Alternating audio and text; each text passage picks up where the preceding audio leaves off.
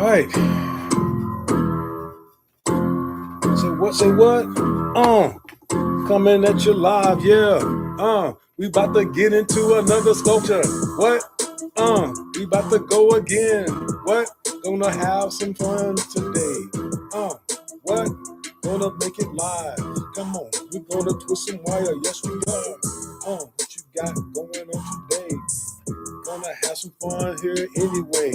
Making wire sculptures and twisting for the masses. Come on, everybody, I'm wearing my glasses. What? What's up, Manny? We about to get it live, man. About to get into some twisted wire art. Just getting it all set up. Trying to have a little fun with it. You know how we do. What's up, Scarf Girl? How you doing? It's the eve of a holiday weekend. Juneteenth is here. And I'm about to get into some wire creation. So I would be honored if you would hang out with me and join me as I create some wire art.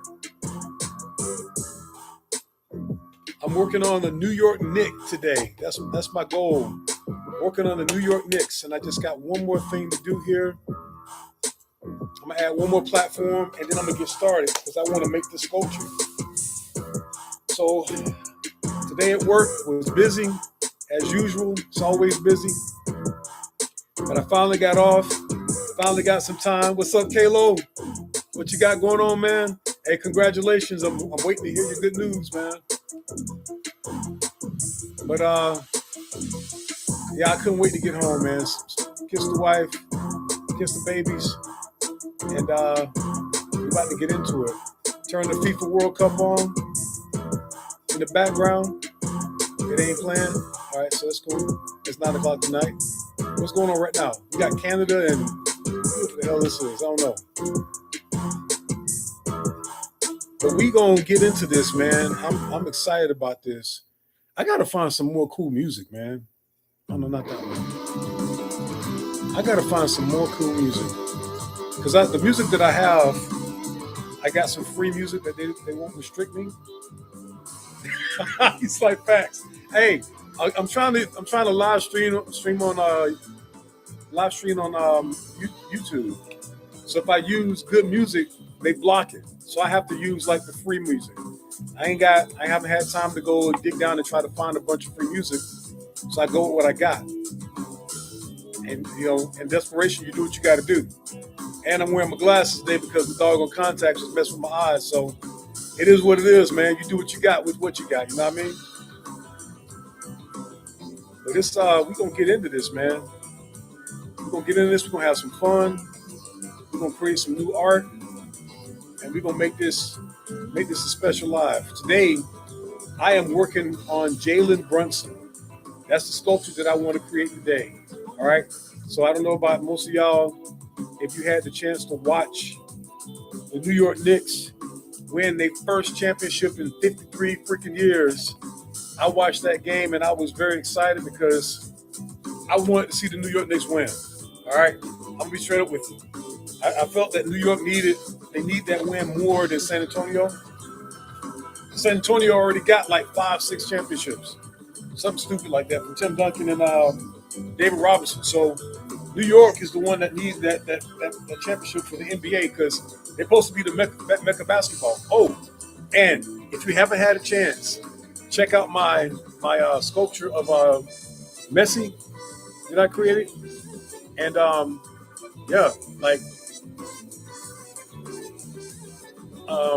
check it out. My new video of that. We're about to get into it.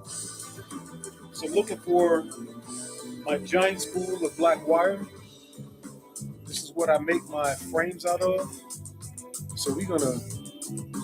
Oh, and y'all, do me a favor, man. Let's fill up the room. Get as many folks in here as possible. Let's get Hey, what's up, man? I'm glad you got that sculpture. Yo, thank you for ordering that, man. I appreciate that. If you want any other sculptures made, let me know. Check out the video of the White Ranger that I created. So the guy who ordered the White Ranger sculpture is checking out the live. So hey, much love, man. Appreciate you. And we got to do this part too. because I got a microphone up here that I got to plug in. So let's do that. I'll be thinking about it. All right, we got that plugged in. Microphone check 1 2 1 2. All right, man. I'm gonna tell y'all something, man. I absolutely love creating, and I love having the opportunity to be in front of y'all and display my art. And I thank y'all from the bottom of my heart for checking me out, man. I don't uh, I don't take it for granted that you decide to spend a little time with a knucklehead like me as I twist wire and make characters. I'm there. I'm eternally grateful for you guys. So back to Jalen Brunson. Oh, thank you very much. I appreciate you, Evelyn. Mean that from the heart. We got the goofy music. All right, Kalo, I know. Hey, Kalo, do me a favor. Help me out. I need some new music. Yeah, that's messy. I just did a video. Check my video out of this messy. Go to do me a favor. Go to Stay Twisted 21 on YouTube and give me a like on that platform. I got a messy video. I spent like a couple hours editing that son of a gun to get it right. And the sculpture took me quite a while to finish, but that is my messy sculpture. I appreciate you. Thank you. I'm going to make about 2 or 3 of those, but this is the first one. And I think that video came out real good, man. I'm really excited about it. And I'm hoping that it gets the clicks that I want. All right, so and what I'm also going to do, I'm thinking about sending this sculpture to Messi. So guys, do me a favor, tag Messi in the video that I have on TikTok. I got a TikTok video of Messi the one that I created. Tag him because I want to. If I can get in touch with him or somebody that knows him, I would like to send him this sculpture for free. Yeah, I know I don't usually give stuff away, but he's one of the greatest athletes in the world. And if I can get him to hold the sculpture up, that'd be a dream come true. All right, so we are building out this body for this Jalen Brunson. So Jalen Brunson, we watched him at Villanova. I think it was Villanova. Yeah, Villanova. They won 2 championships at Villanova. And those 2 championships that they won. Hey, Steve Rogers, what's up, man? How you doing, bro? Oh, thank you, Evelyn. I appreciate you. While he was at Villanova, Brunson was they didn't give a lot of credit. But this brother worked his butt off. He worked his butt off to get where he was. Do I have any other athletes currently along with? No, this is the first New York Knick that I will have made in my entire life. Like I've never made a New York Knick wire sculpture. If I was gonna make Patrick Ewing, but I felt that he wasn't popular enough. So now that they won the championship, I think Brunson, since he's the captain and the MVP of the playoff game of the championship game, he'd be a good first one to make. So this is gonna be Jalen Brunson, and then we're gonna double this up with I'm gonna make 2 of them. Because tomorrow is the 5-Star Comic Con. Where you at, Tony Clapper? We got the 5-Star Comic Con. I'll be in Dayton, Ohio, Saturday and Sunday, selling wire art, talking to folks, having fun, talking geek stuff, talking sports, having a good time. Oh, thank you. Appreciate you. Hey, y'all, please share the live. I want to try to fill up the room. It helps with the algorithm. So if you guys share it, it'll be awesome. All right, so we got the head for Jalen Brunson. Yeah, he got a big head. Brunson got a big head. So we gonna make sure we capture that big head so y'all can see it. And I'm gonna make those braids he got too. All right, so we got this first part. So every sculpture that I create, I start with this frame. I'll make a frame out of the wire. So this is just a skeleton. It's the same thing that people do. Oh no, I'm actually watching Canada and QAT Qatar. Canada's up 3-0. God dang, they beat the brakes off them, Joe. I got a root from Mexico. Mexico. Viva la Mexico. Andale. Viva la Mexico. I'm rooting for Mexico in the World Cup. And then I'm rooting for Argentina. And then I'm rooting for the United States. The good old US of A. Power to the people, right? Yeah, I got World Cup fever, man. And I played a little bit of soccer, but not a whole lot. I ain't really good at it. I'm better at basketball. You can ask my son. I kick his butt all the time. I said that because he's on here. All right, so we're making the second Jalen Brunson. So, hey, add people to this live. I'm gonna keep this going because I want to make this. I'm making it too big. God dang it! I always do that. I get carried away sometimes, y'all. Everything is for sale except me and this chair. This chair ain't for sale. I ain't for sale. But all the sculptures that you see around me, that big giant Ghost Rider, this giant Optimus Prime, that giant Batman, Kobe Bryant up here at the top dunking on Jason Tatum, Mr. Terrific right here over my head. Every sculpture's for sale. So if you want one of these sculptures, they can be yours. Just send me a DM and we can work that out. But I have a good time with creating my wire sculptures. Started a long time ago as a little kid, and I've kept this going since then. And it has been an absolute blessing to be able to create. And I try to inspire people, young people who have any creative abilities. And I mean this from the heart, man. If you have a creative ability, go out there and create. Make something. I'm talking music, poems, poetry. If you are an engineer, scientist, if you bake cakes, bake your cakes. But hey, everybody's got a talent. Everybody's got a unique skill set that they can use. And the world would be a better place if we all use our skill sets and our talents to benefit the world. And a lot less killing and a lot less bad stuff and a lot more good stuff. I try my best, man, but I truly mean that from my heart. I want to see people do great things. And I'm talking everybody. Race, color, creeds, ethnicities, it doesn't matter. Social standards, I don't care. Everybody has the ability to create. And I think we'd be better off if we all leaned into our talents. That being said, I'm leaning into mine, making some wire art. And y'all know usually I don't have glasses on. I put my contacts in, and them bad boys was irritating the heck out of my eyes, man. So I had to take them out. So we going with the glasses. I got my 4 eyes in today. All right, so we got the second part of the body for Jalen Brunson done. And I'm going to go with the all blue New York Knicks uniform. All right, I'm going to pull up a picture so you guys can see what my reference is. I was actually going to go off top of the dome, but I do want to make sure I get it right.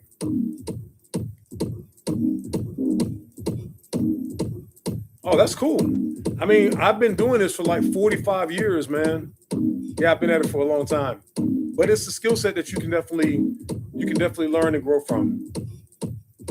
It's not impossible. It's doable, but it's just it's going to take time. And just like with anything, if you spend time working on it, you'll get better. All right, so we got the final part of the frame done. All right, so you guys can see that. So I got the frame. All right, so this is going to be Jalen Brunson times 2. I'm actually thinking about doing 3 of them. Now I'm gonna stick to 2. So I'm gonna have these 2. So this is gonna. So you see this messy I got right here. So this messy is gonna end up being the Jalen Brunson is gonna be just like this messy. All right. So I've got messy as a completed sculpture right here. I'm gonna fill this out so you guys get to see the whole process from beginning to end. And then we're gonna add the rest of the stuff for him. Let's get my picture reference. So Jalen Brunson.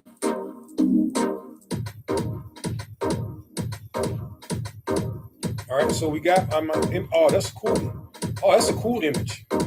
Oh yeah, we're gonna rock that. I like this one. So y'all check this out. Verifying the device. Yeah, verifies. Pull a picture up.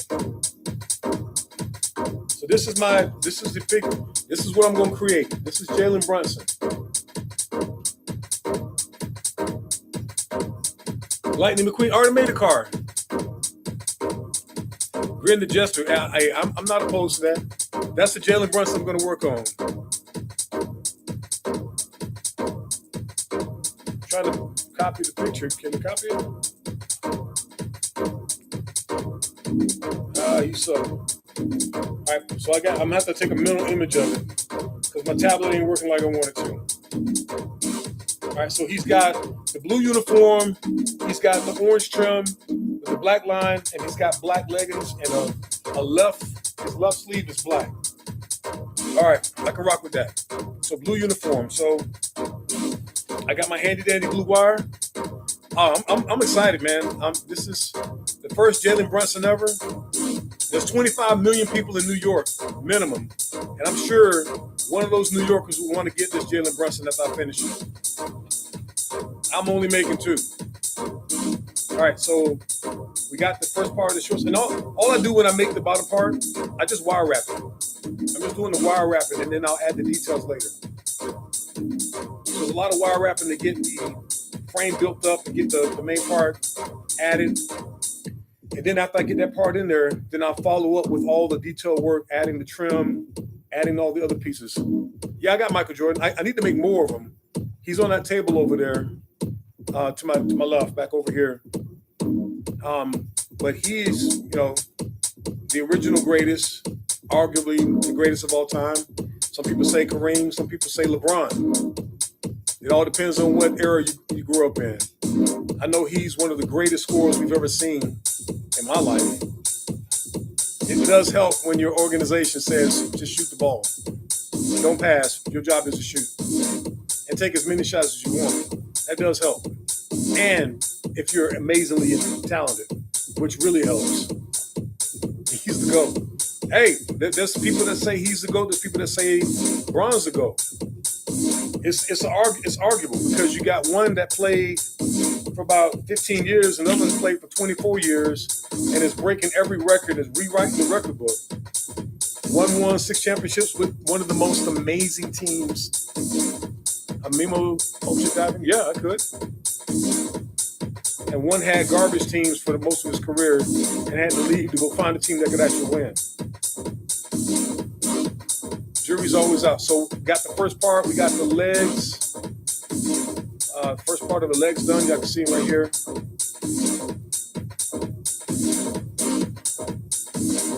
Yeah, I mean, you know what? The thing about that Defensive Player of the Year, so we're in my wheelhouse now. If you go back and you look at when LeBron James was playing with Miami, and you look at his stats, I think it's like the first or second year. When you look at his stats, you will see that the stats that he was in NBA All-First Team. His stats were better than the guy that won Defensive Player of the Year. And the guy that won Defensive Player of the Year didn't make the NBA All-First Team. Make that make sense. Like, look it up. I'm not even, you can look it up. It's crazy. They hated on LeBron so much that they awarded Defensive Player of the Year to somebody else. It's insane. It's just, I think one of the things I think we can all honestly say, LeBron James has been one of the most criticized and overanalyzed NBA stars we've ever seen in history. No one has been hyper-analyzed and criticized as much as this guy. I mean, I lived through the Michael Jordan era, and they was kissing his shoes. Like, he was like, they called him Black Jesus. They called him, Air Jordan. They gave him all these names and monikers in the media. They salivated all over him. And he got a lot of really good treatment other than Detroit. All right. Detroit was laying the wood. But with the rest of the league and the media, they was loving on LeBron or loving on Michael Jordan. But we see in LeBron's time, oh, come on, man. Seriously? Jordan wouldn't have chase records if chasing records was the thing back in. Yeah. Well, so here's, I'm guessing you was born on the other side of 2000. All right. Let me put you up on game.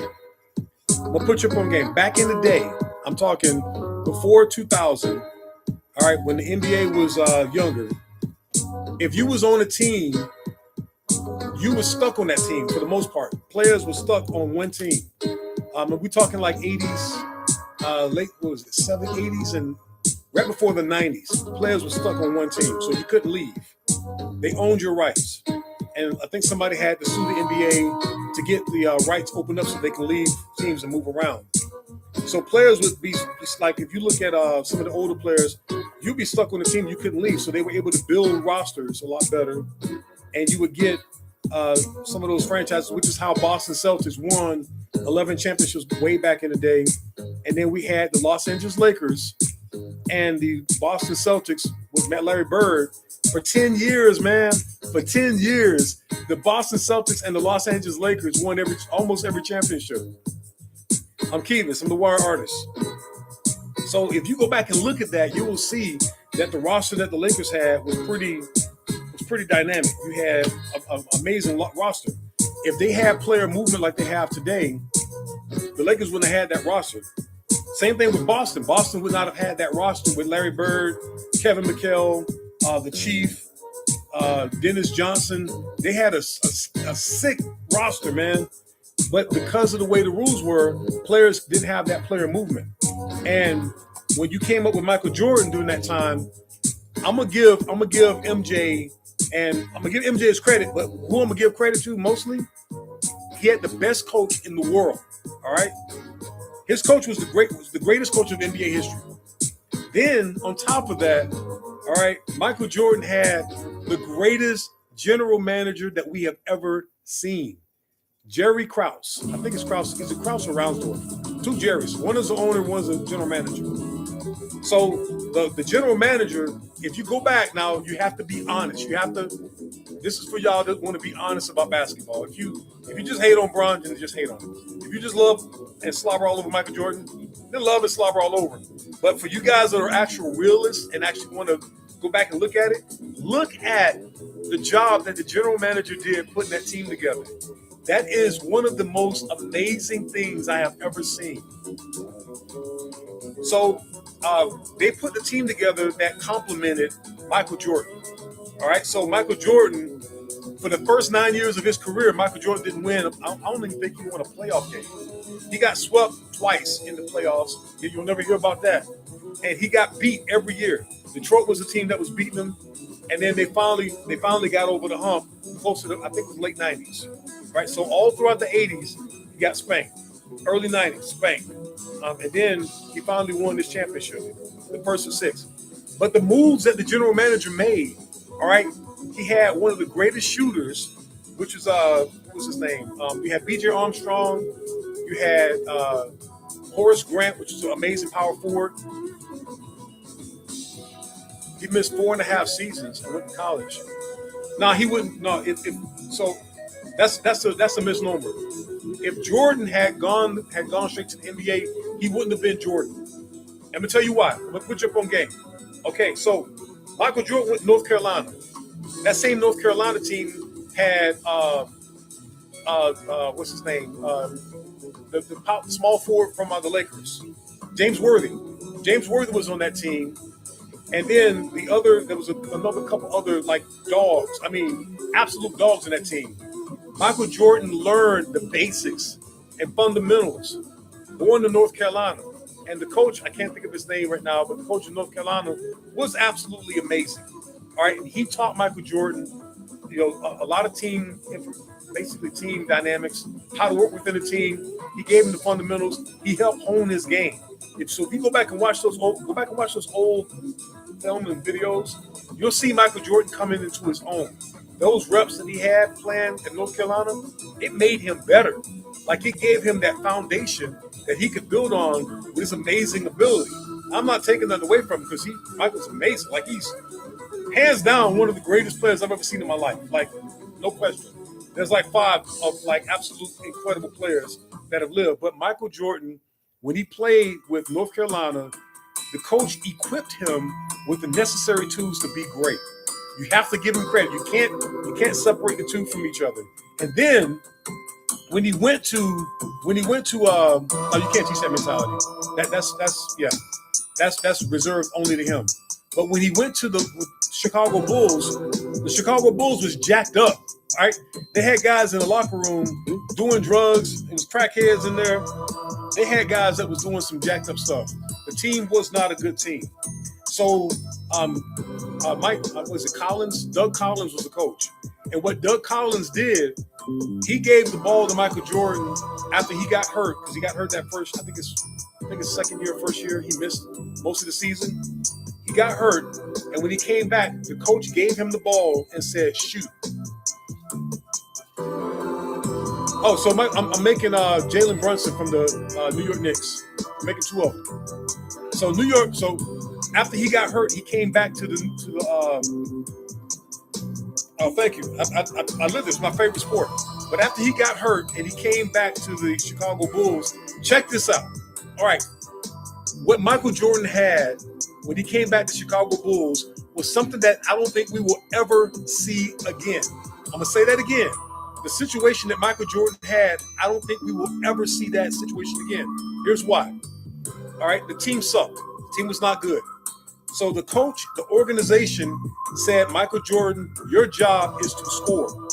We want you to score. We're going to give you the ball every time down the field, every time down the court. The offense is you scoring. Then he became a draw. He won a scoring title. Then he won another scoring title. Then all of a sudden, he's now the draw in Chicago. And he just started taking on a life of his own. Then all of a sudden, you started hearing how Michael Jordan was the greatest ever, and he's amazing. But I'm like, wait a minute. He is good. Don't get me wrong. He is absolutely amazing. But there is that one key thing. Doug Collins told him, score and score a lot. And then when you get done scoring, score some more. So Michael Jordan was averaging 35 points a game, just putting up some like a ridiculous number of shots. Nobody cared. Nobody cared about how many shots he put up. All we cared about as fans was what that number was in the box score. 35, 40, 50 points. He was putting those numbers up because of that unique situation where the team sucked and the organization and the coach said, score and score and score. Reason why I'm saying that you won't see that again, most teams and organizations are not going to tell one player, we want you to score 50 every night. That's not going to happen. Because if you're losing and you're scoring 50, the general manager is going to get fired. The coach is going to get fired. They're going to bring in new players. They're going to change the dynamic. So you're not going to have that. But for those first years, I think Doug Collins was there for quite a few years. And he started having those seasons where he was winning and scoring titles and he became the draw. So that's why I say it's a unique situation. We won't see that again. Not like that. All right. When Phil Jackson got there, all right, he started rearranging the team. And then Jerry Krause, the general manager, started bringing in players. He brought in Derek Harper. He brought in, what's the guy's name, man? The coach of the Golden State Warriors. He brought him in as a shooter. They got Tony Kukoc. Kukoc was one of the greatest players from overseas, from Croatia. He was part of that Croatian team. He brought these players in, man. Bill Cartwright was a center. Then he had Luke Longley. Man, it's all coming back now. He had Luke Longley, but he had a center that was uniquely designed to not take a whole lot of shots. Steve Kerr, there he is. Does not take a lot of shots. So the team was put together and it meshed. You had Scottie Pippen, I think he's like 6'7", 6'8", somewhere around there, or maybe 6'9". Scottie Pippen, Stay Twisted 21 is my name. Then you had Horace Grant, a 6'10" power forward, a 6'6" Michael Jordan, and then you had a 6'6" Derek Harper. All right. So then they played defense where they just switched everything. So that made it where they had a unique defense. And then magic started happening. The team started clicking. Michael Jordan started sharing the ball. Phil Jackson was having them read books. He had them meditate. He started having them do a lot of things to try to build a team and to get Michael Jordan to trust his teammates. So at that time, Michael had already won like 9 scoring titles, like something stupid. It was some ridiculous number of scoring titles that he won. So he had already built up the legend of Michael Jordan. All right. So as I'm watching this as a little kid, I'm watching the things that he did as far as a player, and I'm giving him credit, but I'm like, you have to acknowledge that situation. It was unique. It was different. It was not your typical situation for a star basketball player. Then when they got Scottie Pippen and those guys together and Phil Jackson was there, all of a sudden they were able to overcome the Detroit Pistons, who was the bad boys. And Detroit was an awesome team too. But when they beat the Pistons, you notice the Pistons walked out. They didn't even shake their hands. They're like, F you, we're not shaking your hands. I don't blame them. I mean, because I think that No, it's not his fault. No, you get me wrong. I'm not blaming him for that. Don't misunderstand what I'm saying, bro. All I'm saying is we have to understand the situation and take it into consideration. That's it. I'm not blaming nobody for nothing. That was the situation. When you look at other stars, when you're comparing, we're talking about the GOAT conversation. When you're comparing why one player has a certain experience over another player, we're talking the greatest of all time. Not random players, not knuckleheads, not bench players, but the greatest of all time. You have to look at the details which make up the different careers. All right, that's what happened with Michael Jordan when they started winning. That team was so well put together because remember, Scottie Pippen was a top all 50 player. Scottie Pippen was a dog. Horace Grant was a D-O-double-G dog, man. Steve Kerr, a dog. The other players they had, B.J. Armstrong was nice. What's his name? Bill Cartwright. He was an awesome player too. Yeah, but Tracy McGrady played with Vince Carter, and he also played with what's the guy from China? Luke, the 7'5" guy.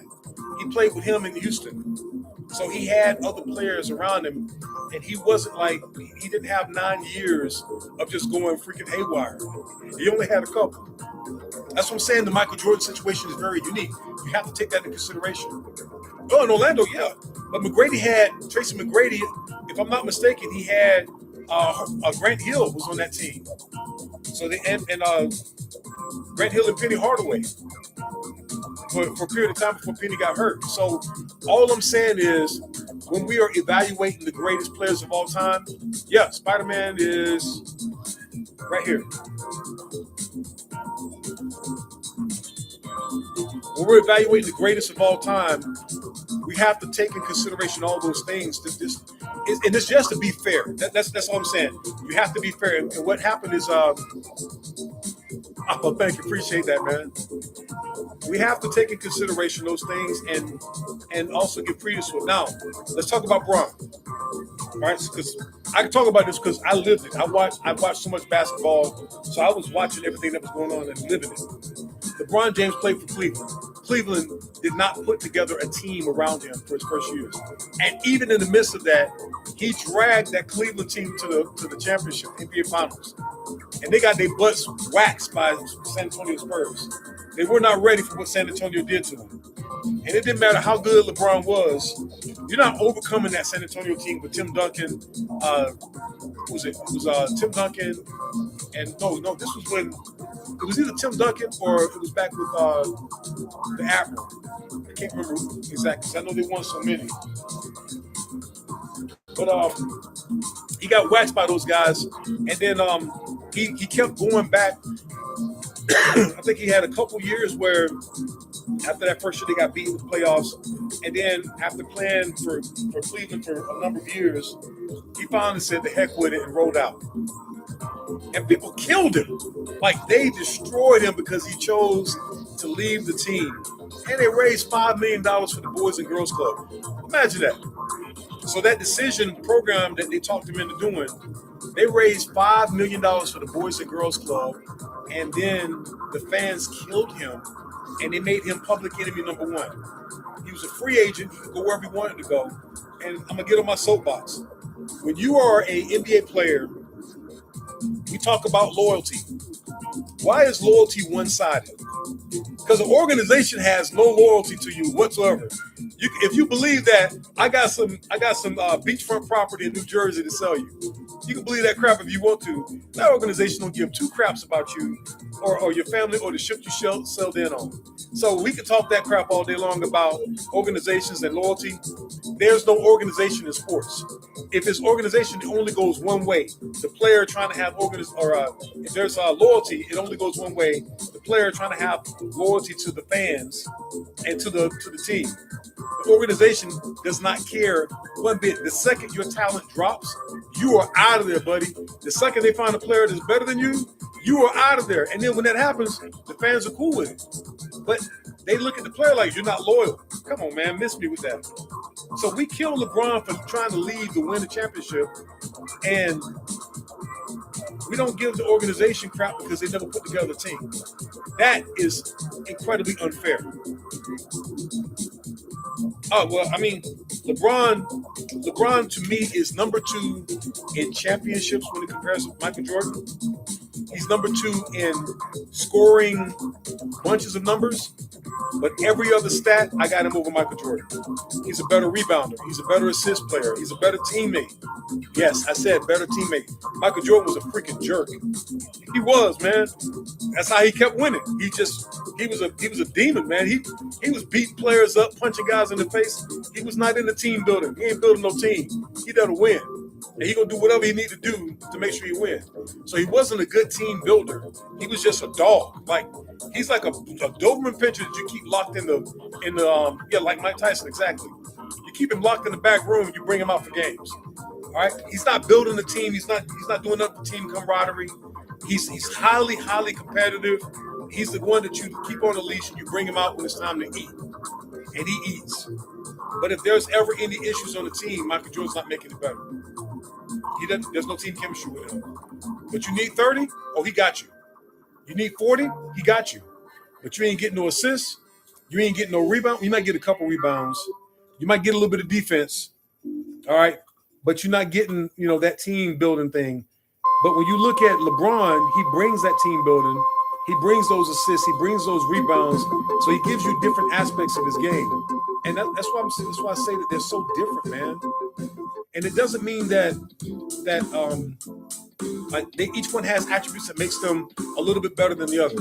And then the other part, the eye test. I mean, but if you look at it, Michael Jordan, during his run, he had some of the most incredible highlights I've ever seen. Like, that's not even an argument. I'm not even arguing about that. His highlights, as far as scoring, his ability to get up off the ground and control his body, unprecedented, amazing. I mean, he was amazing, but he ain't throwing no assists. Like it took him years to throw a pass to Steve Kerr for that winning shot. It took him years to get to that point. He couldn't do that early on. He wasn't passing the ball, man. I'm just saying, you gotta be honest in your assessment. And then as you watch him grow, he got better. He learned to trust Tony Kukoc. He learned to trust Scottie Pippen, and then they got Dennis Rodman. They got a freaking demon. Dennis Rodman, came and joined the Chicago Bulls for the second three-peat, which was ridiculous. One of the greatest defensive players in NBA history, a guy who did not want to shoot, mind you. Perfect fit for a team with a guy who does nothing but want to shoot. So you add Dennis Rodman to that team, and all of a sudden, you have something that is unstoppable. Tony Kukoc, 6'9", small forward. Michael Jordan, 6'6", shooting guard. Scottie Pippen, I think he was about 6'7", 6'8", somewhere around there. Small forward. Ron Harper, and then Dennis Rodman. They had the amoeba defense. They just switched everything, because then you're switching to another guy that's just as big as you, if not bigger. So it was crazy, man. Yeah, he's feared. Yeah, he's feared. I mean, the thing is, it's not a question about fear. Once again, have an honest assessment. Look at all the information. I'm not saying Michael Jordan couldn't play, because he was amazing. I'm giving him all the credit. They won those games, but he did not win by himself. Look at the team. Look at what's surrounding him. If you don't do that, you're not doing an honest assessment. You're not looking at all the information. You're just going, Michael Jordan scored 50. He's the greatest. Yeah, but the score was like 115 to 100. Where did the other points come from? Where did the other 65 points come from? I don't know. Oh yeah, the rest of the team. How'd they hold them to 100 points? Because you play both ways in basketball. You play offense and defense. You have to give them credit. All right. All I'm saying is, when you do that, when you give an honest assessment, it makes the argument a lot different, because then you're not just blindly going, Michael Jordan was a GOAT, he scored more than everybody else. He 6 rings, 6-0. Yeah, it's the reason why he's 6-0. If I got the best team that was ever put together, I'm winning. If you take an absolute dog, which is Michael Jordan, one of the greatest dogs we've ever seen, and you put him on a team that's made perfectly for his talents, you are going to win some rings. I'm going to give you a good case in point. All right? Kobe Bryant. Literally figuratively and literally copied everything about Michael Jordan's game, down to the way he walked and the way he talked. Win-loss ratio, eye test, this player. He won that in 1988, man. You're once again, in 1988, Michael Jordan was absolutely amazing. I'm not taking that away from him. I'm not. Like, he is amazing. That year, 88, was one of the greatest years we've ever seen. He won a scoring title, and he won Defensive Player of the Year. That is unprecedented. But what I'm saying is, you have to, not the fact that it's a shorter career, but look behind the numbers. All right? Take into consideration everything. How in the world did LeBron James make it to 10 straight NBA Finals? How do you do that? I mean, be straight up. I understand you want to win. Yes, I get that. But how do you get there 10 times? I just want to know, like, if you think about that, I mean, to be able to go play baseball was something that he wanted to do as a little kid. I commend it. I think it was pretty awesome. He needed a break, but that broke up his career. That was his choice. And here's the other part, bro. They actually don't count his time in Washington. Imagine that. Like, how do you have a player that goes to play somewhere for a couple of years and all of a sudden those years don't count? Make that make sense. Yeah,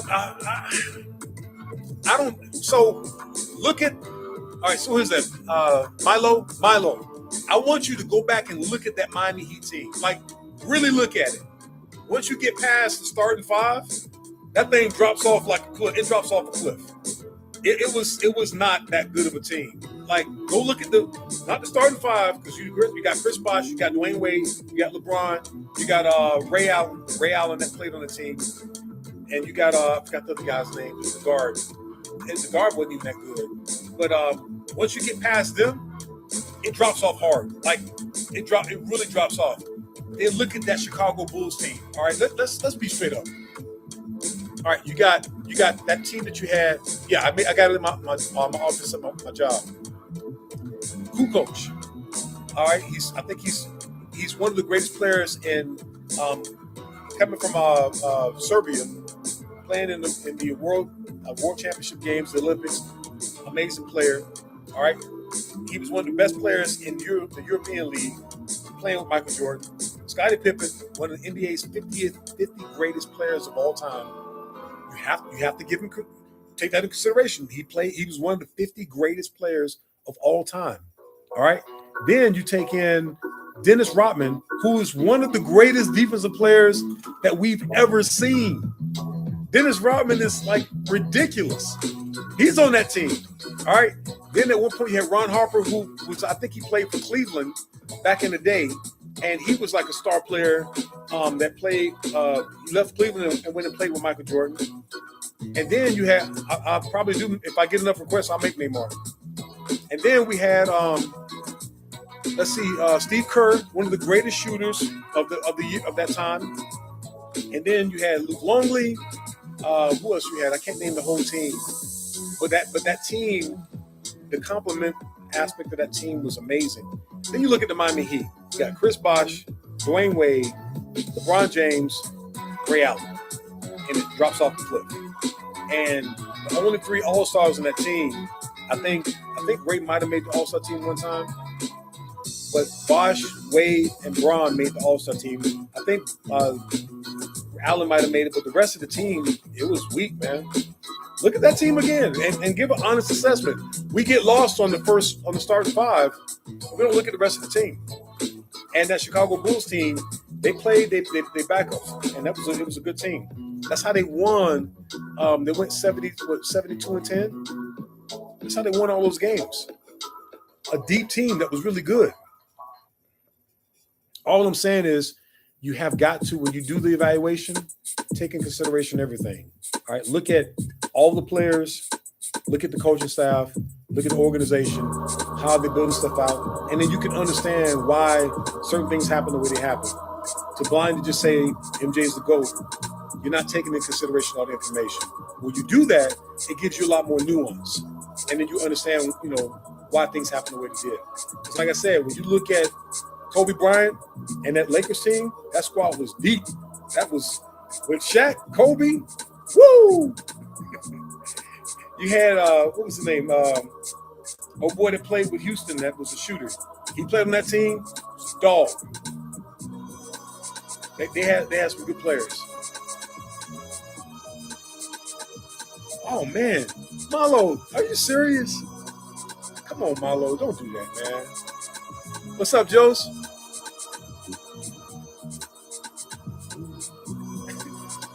Nobody's gonna win 6 championships, man. Like last time we saw that was the Boston Celtics. With today's NBA, with player movement, you're not going to win 6 championships like that with a core group. It's not going to make that. It's a go to steps. Man, you rough, man. Like, I'm glad you ain't grading my test papers, man, because I'll never win nothing. My camera's inverted. What does that mean? No, it's not inverted. This is my right side. That's my left side.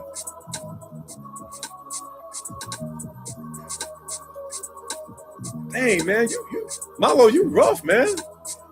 Good Lord. Hey, favorite X-Men character? My favorite X-Men character has got to be Forge. Forge is my favorite. Is he not the go to stats? So,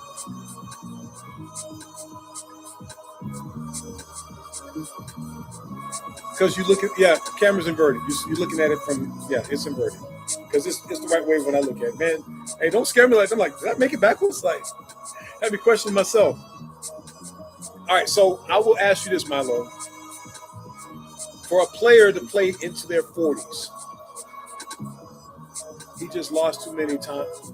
He just lost too many teams. Forge is amazing. Man, I don't think there's no really convincing you because you got your mind made up. But I think if you think about this, to be able to play at that level for that long, that's not normal.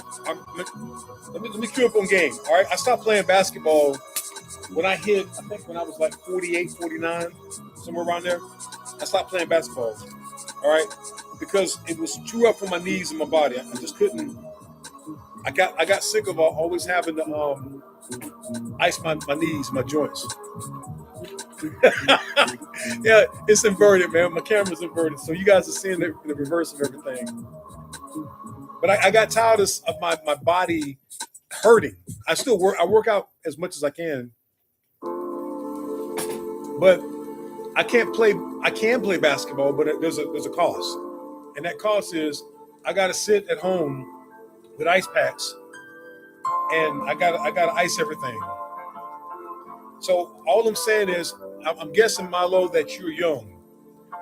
When you get to the point where you're trying to play, and you see Jordan doesn't impact the game of basketball like me. Oh, he doesn't. Yeah, I think he does, man. But you're still. I think you're still giving Michael Jordan all the credit. That's the crew punch for having fun. Yeah. Can you make a Dabala? I never even heard of Dabala. I'm about to look that up. But Milo, I think that, I think that you're still living in your prime, man. Oh, thank you. Appreciate you. Oh, come on, man. You can call yourself whatever you want to. I don't that stuff I don't really care about. I mean, having confidence in yourself, you can call yourself the greatest. Muhammad Ali. Remember him? I'm the greatest. I'm the greatest. I float like a butterfly, sting like a bee. Remember Muhammad Ali? All he said was that he was the greatest. Nobody dog him for that. Ain't nothing wrong with saying you're the greatest. I don't have an issue with that. My point is, you have to. Yeah, a lot of people leave a lot of folks out of that conversation. You have Kareem Abdul-Jabbar, who has a mile-long list of stats. Kareem was amazing. You got Oscar Robertson, who averaged a triple-double for most of his career. All right, thank you. I'll check that out for that grin gesture. Of course you wanted to turn. Bro, it's 2026. In this era, if you don't turn the narrative, you're going to get crushed. In this day and age, if we had Michael Jordan in this day and age, we would kill him. And I'm talking we as in the public would kill him. There would be videos of him at bars drinking and smoking, gambling. There would be all that stuff happening. They would kill him. Michael Jordan couldn't live in this era because the hyper criticism that he received, like what you're doing with LeBron, is just at an all-time high. It's cool to tear people down and to find chinks in their armor. That's what would happen. We find a reason to hate on Michael Jordan right now because he's out. His career's over with. You don't really get that criticism because his career's over with. LeBron gets ridiculous amount of criticism. All I'm saying is it's not fair. You know, maybe when he retires it'll be better, but right now there are people who have shows like Skip Bayless. He made his whole career off of dogging LeBron James. That was his whole career. He would do entire segments off of dogging him. What's the other guy's name? The loud dude on ESPN. Stephen A. Smith. Dogs on LeBron James. He hates him, by the way. They've made careers off of dogging on this man, and other people have just built their careers off of hating on him because it's cool and they know where to start a conversation. All I'm saying is we have to do an honest evaluation. Larry Bird is a dog, man. He's awesome. We have to have an honest evaluation of these amazing players, not taking anything from anybody. Michael Jordan's amazing. LeBron James is amazing. Kareem Abdul-Jabbar is amazing. Oscar Robertson is amazing. Magic Johnson, amazing. Let's celebrate them more than tearing them down. That's why I really don't like the GOAT conversation because it forces us to be hypercritical on players. And these guys are just trying to live a good life and try to, win some games. And what do you do if your organization sucks? Larry Bird's a dog, man. Like he's amazing. But this question's for Milo. Milo, what do you do if your organization sucks? They don't care about winning. They just want to get people in the stands, and they're not bringing new players in and not investing in the team. And you are one of the greatest, if not the greatest player, arguably. You're the top 2 or 3 of the greatest players of all time. What do you do if you're stuck on that team? What do you do?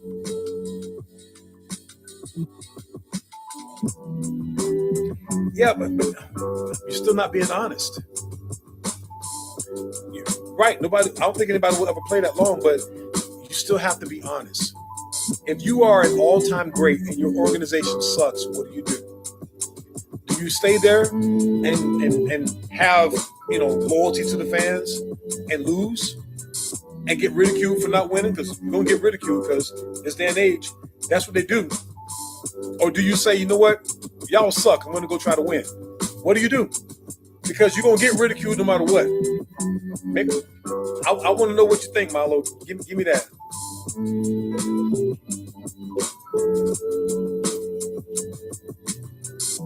Yeah, it could happen. We could get a Android guy that comes out and plays. Yeah, but see, you're still looking at scoring only. Remember, Michael Jordan. Remember, I gave that whole background history about why Michael Jordan won the 9 scoring titles. That's something we'll never see again. So, unless you're on a team where your job is just score as many points as possible and nobody else gets the ball, nobody can catch it. But we are using that as a lever to push down LeBron James. All I'm saying is you have to understand the backstory. Championships and MVPs, defensive player of the year. You won 1 defensive player. Okay, so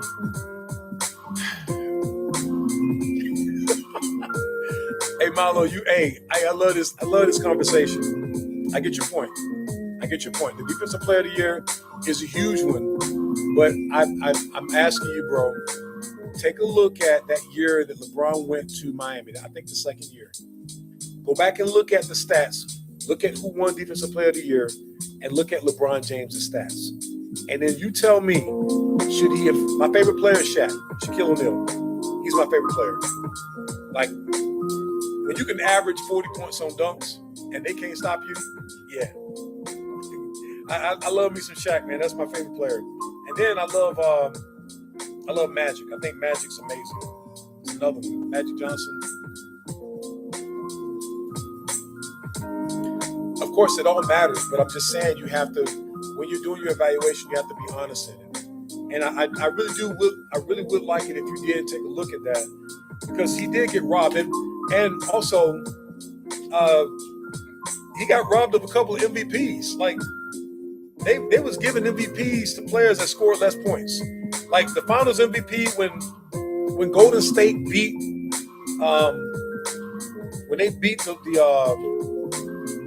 Cleveland Cavaliers. So let's go back in history. I can't believe we're sitting there defending LeBron like this. And I think they're both great. Let me just say that. Like, I think they're both great, but I need to just say this because I don't want to just crap on LeBron. When they played in that NBA Finals and everybody got hurt. Kyrie got hurt, Kevin Love got hurt, and it was just Bron by himself. He outscored the entire Golden State Warriors team. He had more assists, he had more rebounds, did the entire team. Nobody led him. He led both teams in those stats. He led both teams in scoring by a mile. And they gave the MVP to, what's the guy's name? He came from 76ers. Because they called him the LeBron stopper. They gave it to him, and he averaged like 15 points in the game, in the series. Go back and look at that. So that should have been another occurrence where the guy on the losing team won MVP. But they gave it to somebody on the winning team because they couldn't give it to LeBron. No, they didn't want to give it to LeBron. But LeBron was literally the MVP of that series. Look at the stats. I mean, stats don't lie. I mean, you look at the numbers, and it's like more rebounds, more assists, more points than anybody on both teams. And yeah, they lost, but he literally carried the team on his back against that Golden State team, which was stacked. The Golden State team was amazing. Not taking nothing from them. But that was another opportunity where he should have won Finals MVP. Then you look at the other league MVPs. There was so many times where at that time, the league had started giving participation awards. When what's his name? Dirk Nowitzki. When he won MVP, Bron should have won that one. Look at the stats. When you look at it, you're gonna be like, dang, how did he win MVP over Bron? Bron's stats was better. They just gave it to Dirk because his team had a better record. All I'm saying is when they start doing those MVPs, they start giving out, participation awards for guys that have been in the league and been good. But you have to look at that. They did it once. I think it happened to Jerry West. Man, now I'm showing my basketball history. I think Jerry West won MVP as the losing player. Go look it up. I think he's one of the only players that won MVP on the losing team. See what I mean? All I'm saying is, in the era of Michael Jordan, he was getting the nod a whole lot more than other players because his form was so incredible. But they didn't like one year they did rob him. They gave it to Charles Barkley. Charles Barkley got the MVP the year that they played the Bulls in the finals. And Mike possibly could have won it that year.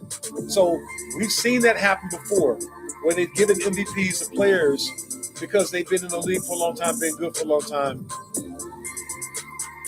Well, I'm not assessing fault. I'm just stating the facts. I'm just giving more information. I'm giving you more nuance, and it's because I think it's a nuanced argument.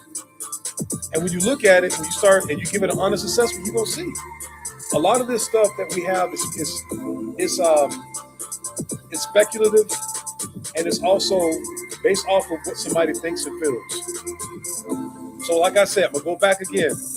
Michael Jordan is one of the most amazing basketball players I've ever seen in my life. Absolutely amazing. His record that he had in the finals, unprecedented. We'll never see it again. But he had a specific set of circumstances that helped contribute to his achieving that goal. Those circumstances are some that we will never see again. We'll never see a player for 9 years be told by his organization to score as much as you can. We don't care. Don't even pass the ball. Just shoot.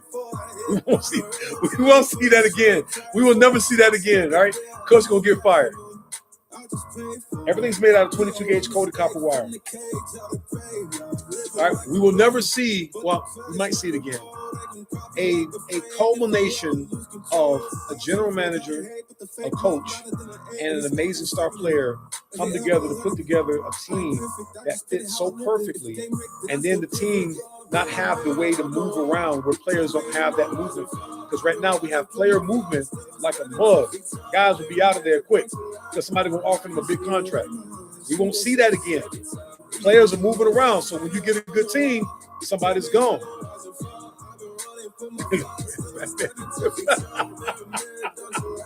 Yeah, hey Batman, hey, he's holding a little bit of Robin in his hand.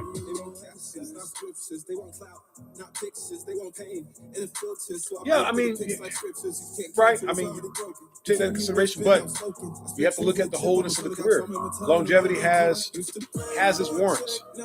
You can't just say he's played longer because nobody's played that long at that level. He averaged 21 points this year as like a 41 or 42-year-old. Are you kidding me? Bro, that's worth something. That's got to be worth something. Oh, the strawberry weather. Yeah, the strawberry festival weather was crazy.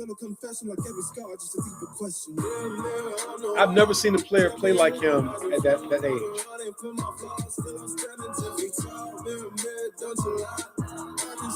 After 14 years, LeBron is released.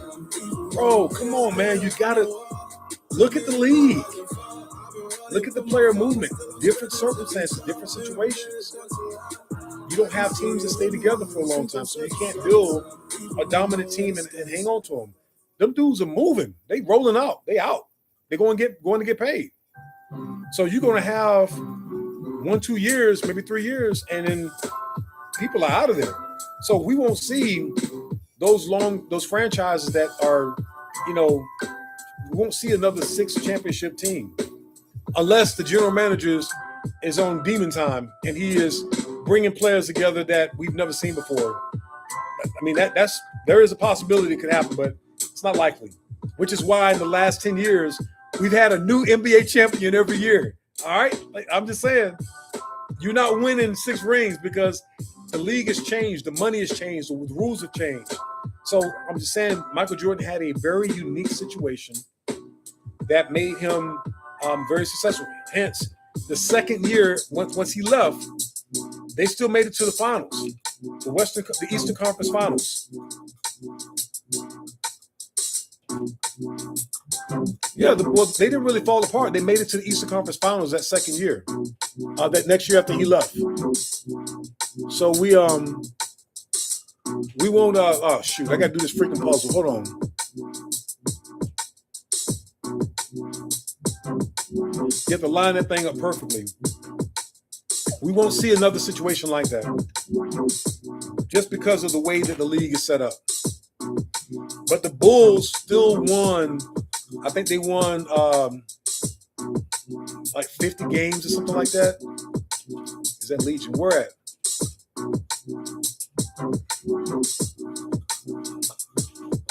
Hey, this has been a good conversation, Marlo. Thank you, man. I appreciate you, man. And I appreciate your basketball knowledge, yo. What do you think about Allen Iverson? Oh no, don't go to bed. Give me one more short debate. One more short debate. All right. I'm enjoying this. I really like having a conversation. What do you think about who's better? Allen, I'm working on Jalen Brunson. Who's better? Allen Iverson? I'm talking about basketball skills. Or Stephen Curry? Come on, Marlo, what you got? Who's better? Allen Iverson at the height of his career or Stephen Curry? Hey, Anthony, how you doing? All right, RIP. All right, France says Curry. RIP says Iverson. At the height of their careers, who's better? Allen Iverson or Stephen Curry? I want to hear what you guys have to say. And then I'll weigh in.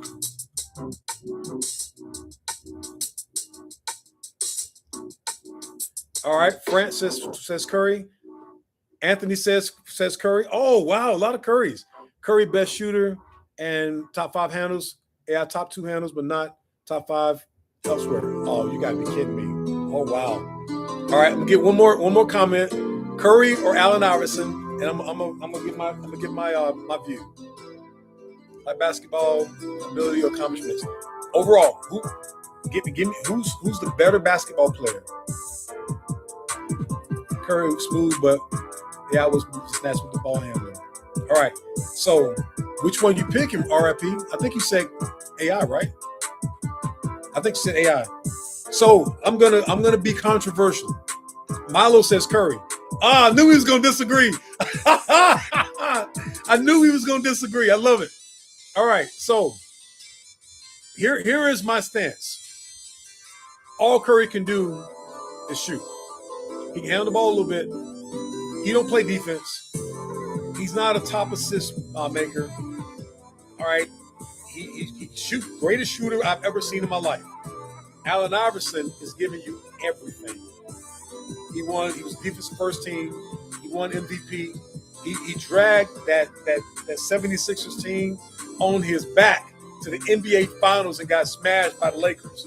Wasn't nobody beating that Lakers team. If you go back and you watch Allen Iverson, you will see a force of nature. All right, Curry just ran through a million screens. I did say he could shoot. He's amazing. Like, he is amazing. But that team, I keep going back to team. That team that Curry had, they called them the Splash Brothers. That was a freaking amazing team. That team was awesome. Like, they won 73 games, man. That's a good team. Steve Kerr coaching them. Good team. Really good team. Allen Iverson had Eric Snow and Dikembe. Dikembe Mutombo. All right. He didn't have, and I think John Lynch. He didn't have the. I don't care about homegrown. That means nothing to me. It don't mean nothing to me because in the NBA, you get the team that you're going to get because homegrown means absolutely nothing. It just means you got high draft picks and you was able to acquire players through the draft. That means nothing. All right. No disrespect. All right. No disrespect. But homegrown, I don't care about because your general manager's job is to put together a team, whether it's by draft or whether it's by acquiring players. So you're trying to put together the best team you can put together with whatever you have available. He's personally not chasing goated team. What? He's personally not chasing goated team. I don't understand. But I will say that Allen Iverson's skill set, like his driving ability, the guy averaged like 50. I think he led the league in scoring like three years in a row. Something crazy. And he's a 6'1" guard. Like AI 6'1", and was dunking on dudes, like leading the 76ers on his back to the finals. Like he was amazing. Like he was electrifying. If you take Allen Iverson off of the 76ers doing that run, all right, slept on, bro. I don't think his defense is slept on. He's just not that good a defensive player. He's frail. He's fragile. Remember, Stephen Curry had the ankle problem for years. Like he was almost out of the league because he had them frail behind ankles. He was small of frame. He wasn't that tough. I'm being real. I'm not hating on Stephen Curry. When you compare him to Allen Iverson, it's night and day as far as playing ability. And I'm not just talking about shooting. I already said Curry's the greatest shooter I've ever seen in my life. Nobody can touch that. But there's more to basketball than just shooting the ball. All right, there's ball handling, there's driving ability, there's vision, there's toughness. All those other aspects of play that are part of basketball, Allen Iverson leads Curry. Plus, I think Allen Iverson, I'm not mistaken, I have to look it up. Allen Iverson won more defensive first teams than Curry even thought about. I don't even think Curry ever made the defensive first team. Here's when you're not getting the results you want. Okay, all right, so we're going to change conversations. All right, bro, I'm going to break this down to you.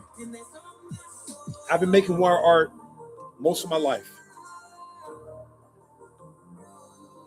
Okay, free throws is above average, yeah, but how many NBA first teams did he make? First defensive teams. Look that up. And I guarantee you, Allen Iverson has way more than he did. So, bro, when you're not getting the results that you want, the one thing that you have to have is a dogged determination, all right? You have to be, this is the part where you got to be confident in yourself. All right, you got to believe in yourself. Yeah, probably was. You have to believe in yourself, bruh, and you have to basically stick to what you know. Listen to other people that are more experienced, that will give you good insight and good information, and the path that you're set. You have to make a plan and set that plan up, and it's got to be a good plan, not some garbage plan, but make a good plan and set a goal, and then strive to reach that goal. Don't let nothing stop you. Don't let discouragement stop you. Don't let results stop you. You have to be doggedly determined no matter what the results are, and you got to keep pressing. While you're doing that, keep learning, keep growing, keep getting more information, keep reading, understand what you're trying to do, get educated in where you're going, and you will see success. I'm gonna go Metal Curry. Okay, so I'm not counting gold medals because it's a team award. Finals MVPs. Once again, if you have a garbage team, you can't even make it to the finals. Allen Iverson had garbage teams most of his career, so that's not even a fair. So if you have a plan and you're not making no money, then you got to reevaluate your plan. So first thing is, if you're trying to sell ice cream to Eskimos, you might have a problem because ice cream and Eskimos don't really go well. All right, if you're trying to sell salt water to people at the beach, it might not work. You have to find whatever you're trying to sell, whatever your market is. You have to educate yourself. That's why I say education. You got to find a market for your product. If you have a product and the market's not there, then you might have to shift. That's why you do market research. All right, so with my wire art, and I'm not saying that I made it because I have not made it like I want to. I have not achieved where I want to go.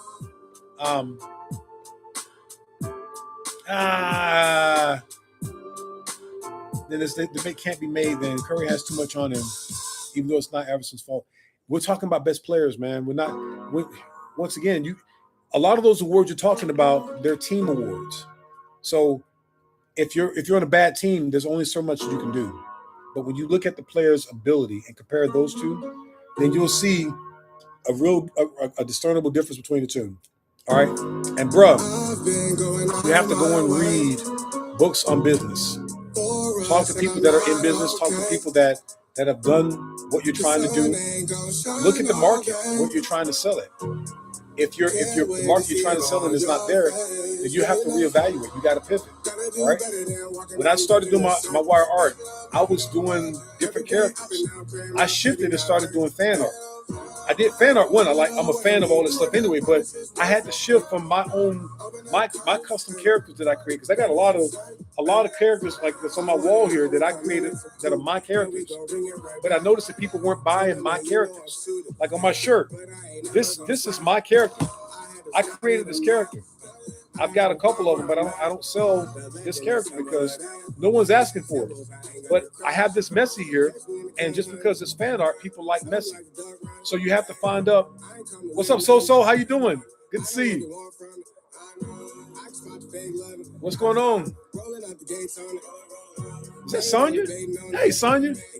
So when you're looking at the market that you're in, you have to reevaluate the market, reevaluate your product, and see if that product is working for that market. If it's not, pivot. Find out what products work for that market. All right. So once you do that, then you can make the right changes and adapt your product to the market. And sometimes you may be in a completely wrong market. All right. For me, I'm still developing my wire art and my product that I'm selling.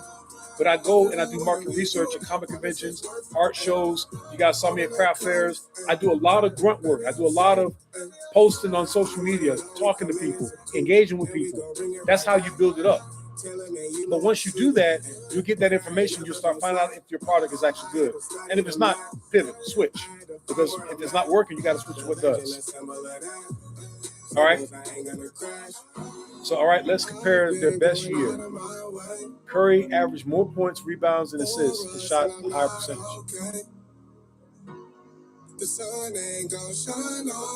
Yeah. So I've been I'll say pretty successful with my wire. I'm still doing it, so it pays for itself. I always say that My wire art pays for itself, and it gives me a small tip on the side. I haven't been put in a position where, I haven't.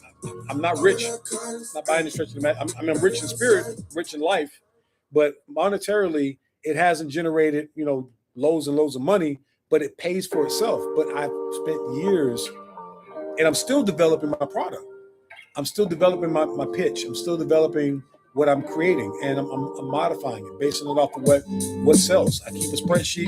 There's a whole business side that I track everything very meticulously. I do research on shows. So all of that work goes into what you see here, me doing social media, doing live demonstrations, generating buzz. All that stuff has to be done. All right, packaging. Like if you see here, my sculpture has twisted wire art. I got somebody to 3D print these for me. Before that, I was making my bases out of wood, making them myself. So I spent a lot of time doing a lot of effort to create the right thing, marketing. I wear my hats, my shirts. So I try to go really heavily into creating a brand. Twisted Wire Art's a brand, and I'm trying to develop it. So for you, bruh, just keep working and find out what works, and then pivot. So I'm down to the last couple percents of my phone, y'all. I'm gonna have to end this live. I got 12% left. I got a little bit more time. I got 12% left. So my phone's about to die, and when it dies, I guess the live's gonna be over. Oh man, that's easy. You know how I be positive? Because I'm my emotions and my feeling about my art is not predicated on sales. I'm gonna say that again. How I do and how my performance at shows is not predicated on sales. I'm a happy person. I'm happy because I know that my God has blessed me with talent. My family loves me. I love them. So I can stay positive because I have full use of my hands and my limbs. You know what I'm saying? I got full use of my mind, my faculties. And then I try to connect with people. I try to talk to people. So you can reach out and engage with people and then ask them questions, get feedback, and then start modifying what you do because that'll help you. And I've had a couple fairs that sucked. The last one I did that I posted absolutely sucked. It was terrible. It was horrible. Not good at all. But that doesn't affect me because one, I still have a regular job to pay my bills and feed my family. And this is something that I love. This is a passion. So I can have a couple of subpar shows and it's not going to really impact me, but I'm still have a good outlook on life. So I encourage you to not allow the lack of the success that you're having or the lack of success to dictate how you go about your business. But you got to pivot, man. If it ain't working, change. All right. Find what works and use that. Do research. Go. So let me ask you, bro, how many business books have you read? How many podcasts have you listened to? If you haven't listened to a lot, then you need to start listening to some business podcasts and understand business and understand marketing and understand how to get a pitch and a hook. And then look at your product and have an honest assessment of your product. Find your 5 closest friends and have them look at your product and give you honest feedback. Look, they don't have to have tell you good because of your feelings. Forget that crap. That don't help you. Find those friends that you got that will give you an honest assessment. If your stuff is crap, all right. If your art is not good, they need to tell you and then tell you where you can improve. That's the only way you can improve. All right. Yeah, you can chase your dreams. Oh, I got a good story for you. All right, here we go. So back when I was in Virginia, all right, I wanted to be a part of an art gallery. I went to Art a la Carte. That's in Occoquan, Virginia, and I applied to be a member of that art gallery. Okay, so I had to go and take some art up there and show it to the owner of the show. There was 2 owners, 2 ladies. Donna Turgeon was one of them, and I forgot the other lady's name. Her business partner. All right, Donna was nice. She was not mean. Her business partner was brutal. Oh my God, she was like, your presentation sucks. It's like your artwork. No, you're not good enough to be in this art gallery, and it crushed me. But you know what happened? I got mad. I got pissed off. And you know what I did? I went back and I revamped every single one of my sculptures, all of my displays. I changed the way I displayed my art because I was on a mission. I'm like, you gonna tell me that my stuff suck? My stuff don't suck. I'm gonna come back and I'm gonna show you. I spent like 2 or 3 months working with my artwork to try to get it up to a better level. And I spent she was living rent free in my head, man. So when I went back to that gallery, I went back ready for a fight. So it's like 3 or 4 months later, and I spent an investment updating my bases, updating the way I display my art. I spent probably something like 100 or 200 hours redoing everything. I redid every sculpture that I had. I corrected all the stuff that I messed up and just fixed it. I had my family look at it. I got evaluation from people, and I wanted to go back because I wanted to show her, you're not going to tell me my art's not good. All right, so that was my mentality. I went on the warpath, right?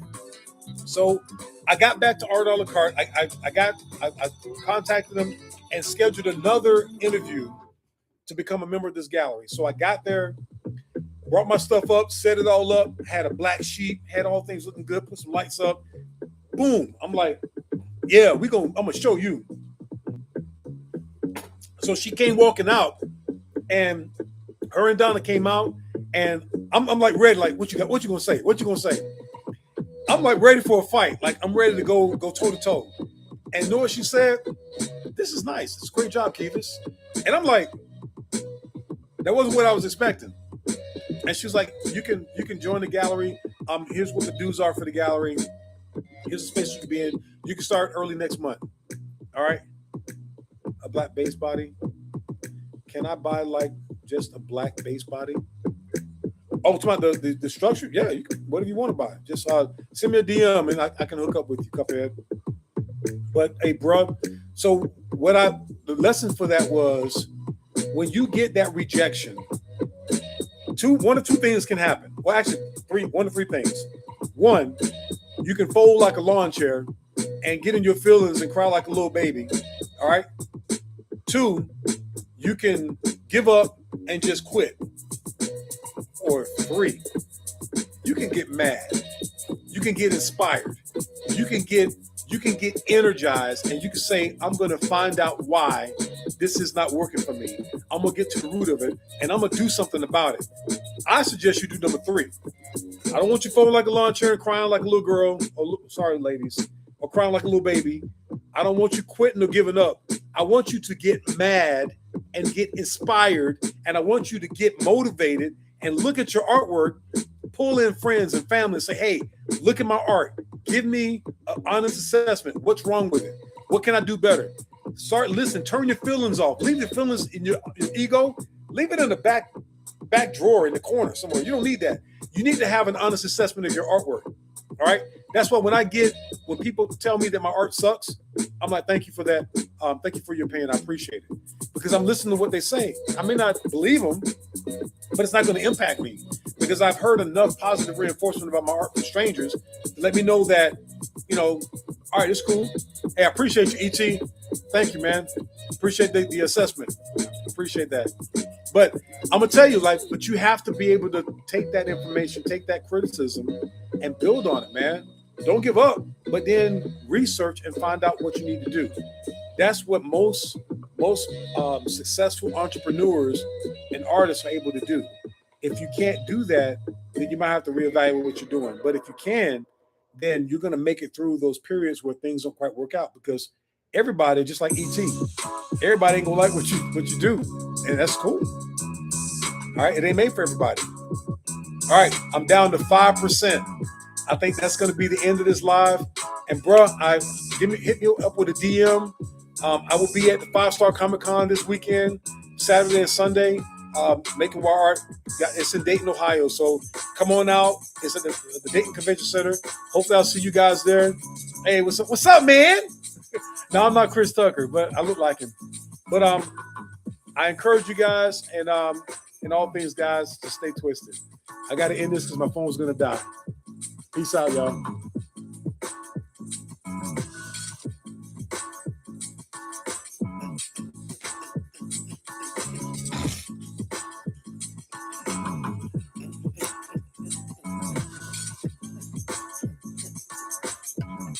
$11.